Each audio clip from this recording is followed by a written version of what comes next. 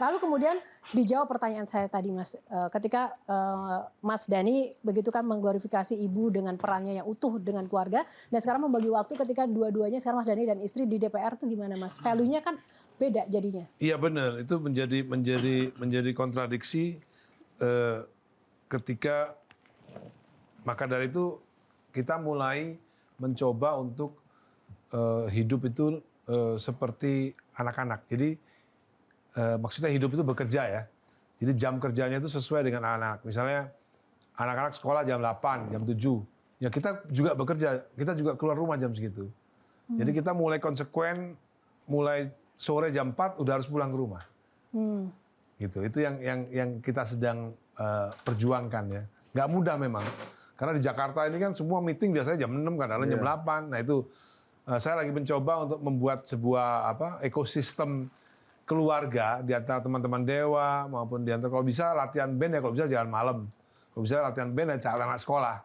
Gitu. Jadi ketika anak-anak pulang sekolah itu udah benar-benar kita benar-benar waktu kita untuk anak-anak gitu.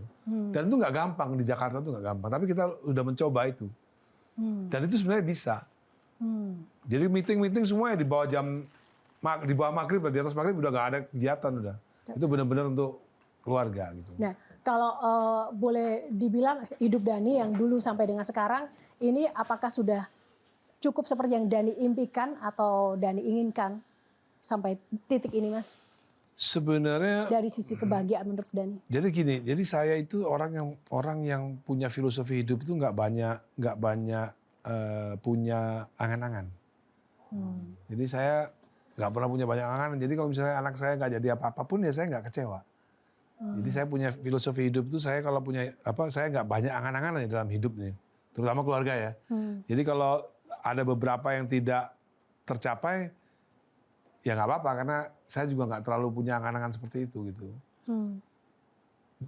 Jadi menurut saya apa yang terjadi saat ini ya itulah semua hal terbaik yang harus saya syukuri. Gitu. Ada nggak satu hal yang membuat Mas Dhani itu menyesal begitu dalam hidup? Nggak ada. Nggak ada. Nggak ada. Ada satu sih. Apa? Saya menyesal nggak punya khayalan menjadi musisi internasional. Gitu. Jadi khayalannya waktu itu cuma jadi musisi Indonesia aja. Sampai sekarang? Sampai sekarang, iya gitu. Seandainya waktu itu punya khayalan jadi musisi internasional, jangan-jangan saya sekarang jadi musisi internasional. Gitu. Tepuk tangan buat Mas Dhani. Bisa makanya jangan lupa selalu berkhayal. Penting itu. Oke, karena waktu kita sudah habis, mungkin Mas Soleh Solihun boleh memberikan closing statement buat Mas Dhani, harapan atau mungkin pesan, bahkan pertanyaan singkat juga nggak apa-apa. Saya mau sedikit menyimpulkan aja ya. Kayaknya dari obrolan kita bisa ambil kesimpulan bahwa seorang Ahmad Dhani itu seorang pemberani ya. Kita tahu dari zaman dulu dia berani menghadapi FPI. Ketika orang-orang takut, dia berani. Terus setelah di penjara pun ternyata tidak membuat dia lebih berhati-hati, tetap berani. Dan dia bilang tadi masalah seorang Ahmad Dhani adalah dia tidak lari ketika ada masalah kan. Iya. Berarti itu menunjukkan bahwa seorang Ahmad Dhani itu berani. Dan gara-gara keberaniannya menyuarakan apa yang ada di isi hatinya, kita kadang sebel sama dia. Ini orang belagu banget sih. Padahal dia hanya mengatakan apa yang dianggapnya benar. Dan itu sebuah keberanian, ya. Tidak berpikir bahwa apakah opini saya akan diserang orang atau tidak. Ya sudah, dia berani menyuarakan saja. Ketika ada kasus hak cipta, dia paling berani, paling lantang menyuarakan. Ini yang benar, ini yang salah. Dan keberanian itu yang saya rasa membuat seorang Ahmad Dhani sekarang bisa. Dia salah seorang musisi yang eksis di politik, tapi tidak membuat ditinggalkan penggemarnya. Kalau kita lihat Baladewa tidak yang lantas menghujat, wah nggak seru nih masuk ke partai. Plat merah. Iya, tidak lantas dicap sebagai musisi plat merah. Saya lihat kok ini Baladewa baik-baik aja. Itu ya salah satu menurut saya keberhasilan seorang Ahmad Dhani ya itu karena dia berani dan dia ya tadi dia berani bilang bahwa ketika 2029 tidak ada lagi yang menarik atau ada yang lebih besar, dia akan meninggalkan semua ini. Hal yang sedang membesarkan dia. Dia masuk ke politik padahal dewa masih di atas gitu, bukan dewa sedang di bawah. Itu kan sebuah keberanian juga. Dan ya kita lihat rumahnya ini penuh keberanian ya. Butuh keberanian buat mendekor rumah seperti ini. Kalau Dan malam-malam terpampangnya sendirian, tadi media. kalau malam-malam sendirian, kalau bukan orang yang pemberani ini, serem ya di rumah. Lebih menakutkan kalau dicolek pajak nggak sih, Mas? Ya jadi untuk Oke. keberanian Ahmad Dhani kita beri tepuk tangan dan Tepuk tangan. semoga saja keberanian ini ada di jalan yang benar ya. Kita lihatnya jangan sampai dia kira benar saja tapi ternyata benar-benar. Karena kan Thanos aja berani tapi kan ternyata dia jahat ya. Semoga Ahmad Dhani berani dan benar. Baik, tepuk Insya tangan. Allah. Terima kasih, Mas. Silakan, Bang Hensat. Saya pernah kirim juga link YouTube saya ke Bang Ahmad Dhani ya. Jadi saya bicara dengan pengamen jalanan.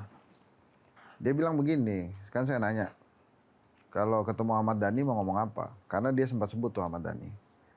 Nggak mau ngomong. Kenapa? Saya takut. Makanya saya jadi nggak suka sama Ahmad Dhani. Jadi orang ini lagunya disetel, tapi kalau ketemu dia takut dan nggak suka gara-gara dia takut. Menurut dia Ahmad Dhani itu marah-marah terus, semuanya dimarahin. Jadi ada persepsi di kalangan akar rumput, produk atau karya itu lebih penting daripada aktor di belakangnya. Saya suka nih lagunya Ahmad Dhani, cuma kalau ketemu gue nggak mau, takut saya, marah-marah terus orangnya. Jadi saya nggak suka sama dia. Tapi lagu-lagunya disukai. Nah, menurut saya sebuah karya yang disukai itu aslinya penciptanya itu seorang jenius. Karena akhirnya orang nggak perlu kenal penciptanya, karyanya aja juga cukup dicintai. Mungkin Ahmad Dhani akan terus berkarya dari situ tuh. Dia akan terus-menerus membuat karya-karya dan melindungi para pencipta seperti apa yang dia lakukan hari ini. Oke, tepuk tangan. Thank you, Bang Hensat. Mbak Tejo? Saya nggak tahu orang-orang kayak yang disebut Hensat itu akan lebih banyak atau enggak. Terutama ya untuk fansnya Dhani, untuk fansnya ya Gigi dan di awal-awal Ariel heboh video. Saya ngisi acara kemahasiswaan di Semarang, mobilnya itu tetap nyetel lagu Ariel. Kita tanya, kamu tetap nyetel lagu Ariel? Bukannya Ariel lagi heboh dia lebih berkarya daripada agamawan. Jadi karya. Nggak tahu anak-anak, aku yakin tambah banyak dan anak-anak begitu. Lebih menghargai karya. Nah terakhir buat Dhani, sesuai pesanmu, karena saya sudah terlanjur menyamakan dia dengan Wisang Geni. Wisang Geni ini kalau ada Pandawa diserang, itu yang turun anak-anak Pandawa yang lain. Gatot Kaca yang bisa terbang. Ontoseno yang bisa jalan di laut. Atau Antareja yang bisa melis bumi. Kalau ada musuh dia yang... Tapi kalau musuhnya itu musuh yang jadi-jadian, spiritual, dunia spiritual, jadi-jadian, dia baru turun. Dia memimpin kakak-kakaknya, Gatot Kaca ada di bawah pimpinan dia. Kalau musuhnya itu penjelmaan dari Bathara Kala atau Bathara Durga. Pertanyaanku, jangan-jangan Dhani belum turun tangan soal pagar laut. Dianggap belum penjelmaan dari. Jangan-jangan Dhani nggak turun tangan soal dui fungsi. Dianggap itu masih masalah ece-ece. Belum penjelmaan dari Bathara Durga atau Bathara Kala. Karena kalau aku kadang-kadang mandi loh, aku nggak sengaja bahwa ini ternyata ada gunanya. Kamu Wisang Geni. Dan Wisang Geni hanya turun ketika musuh itu bukan musuh fisik biasa. Sairnya itu tadi. Nah berarti di fungsi sebentar lagi undang-undang Polri. Kalau Dhani nggak turun dianggap masih ece-ece. Gitu. Nah, berarti harus kita tunggu komentar dia. Jadi memang sekuat itu ya, berpengaruh itu. kalau Sosok Tapi Ahmad kan belum Dhani itu. pimpinan katanya. Belum Loh, pimpinan tadi dia bilang. dia nggak mimpin apa-apa. Oh iya. Dia nggak mimpin, dia di atas angin. Gunawan Muhammad itu sangat suka sama Wisang Geni. Yang memimpin pemberontakan petani itu Wisang Geni. Tapi terhadap sesuatu yang sifatnya udah spiritual. Sekarang ruang-ruangnya penuh spiritual yang kurang perawatan dikit aja nyamuk nggak apa ini gitu loh. Tapi Lalu Mas Tejo, tadi kata harapan Dhani Mbak Tejo juga dan ini. keinginan Mbak Tejo dengan Mas Dhani apa? Saya akan menyaksikan. Kebetulan saya juga dekat sama Bang Faiz, gurunya dia. Kalau Dhani belum turun tangan, berarti mungkin belum spiritual ini. Mas Tejo, tapi tadi Dhani di awal bilang UUD, ujung-ujungnya Dasko. Oke, thank you. Oke, bukan ujung-ujung Dani tapi ujung-ujungnya Dasko. Iya tadi. Oke, baik. Terima kasih teman-teman panelis. Kalau Mas Dhani sendiri silakan closing statement dan yang kedua ada dua hal Mas Dhani. Closing statement yang kedua ada yang ingin Mas Dhani sampaikan melalui forum ini kepada rekan-rekan penyanyi yang lain terkait dengan bagaimana ke depan untuk kita bisa mengatasi sama-sama secara damai masalah hak cipta ini untuk apa ya persatuan Indonesia gitu. Silakan. Rumit banget ya. Saya ini orangnya simple gitu, simple kalau nggak suka ya nggak suka, kalau nggak bagus ya nggak bagus, kalau nggak cocok ya nggak cocok gitu ya. Jadi Yuni Shara nasihatin aku, kamu kan sekarang udah anggota dewan, buat dirubah kayak caranya. Saya tuh tersiksa kalau tidak menjadi diri sendiri, gitu loh. Kenapa menjadi anggota parlemen tuh kok harus merubah diri sendiri gitu loh. Aku nggak sanggup merubah diri sendiri, itu nggak sanggup aku. Aku ya sampai kapanpun ya begini. Dari temanku SMA paham lah, dari zaman SMA aku ya begini. Saya ya begini, sampai kapanpun ya saya begini, nggak akan berubah gitu. Kalau nggak suka ya nggak suka. Kalau kamu kurang ajar ya tak semes, gitu aja. Pesannya? Pesan dan harapan Mas Dhani? Kepada penyanyi-penyanyi ya jangan cuma belajar tambah-tambahan dan kali-kalian. Dalam matematika itu ada juga ilmu bagi-bagian gitu. Tunggu. Pesan untuk generasi muda. Sorry, ada ahli matematika soalnya. Ada ahli matematika. Tapi nggak sebut kurang-kurangan. Jadi cuma soal bagi-bagian aja. nggak sebut Mungkin karena kurang-kurangan. para penyanyi itu bilangan prima.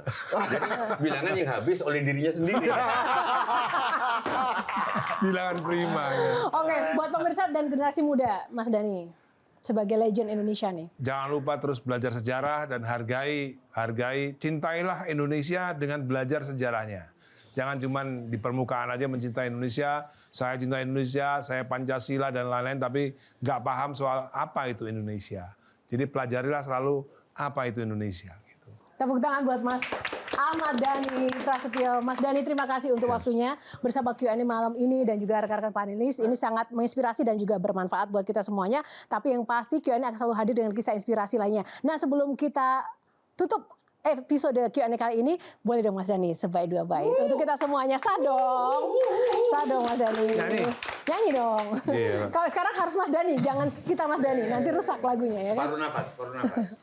Oke, separuh nafas ya. Separuh nafasku terbang bersama dirimu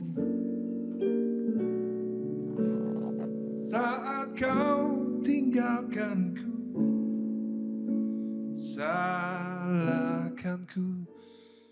salahkah aku bila aku bukanlah seperti aku yang dahulu.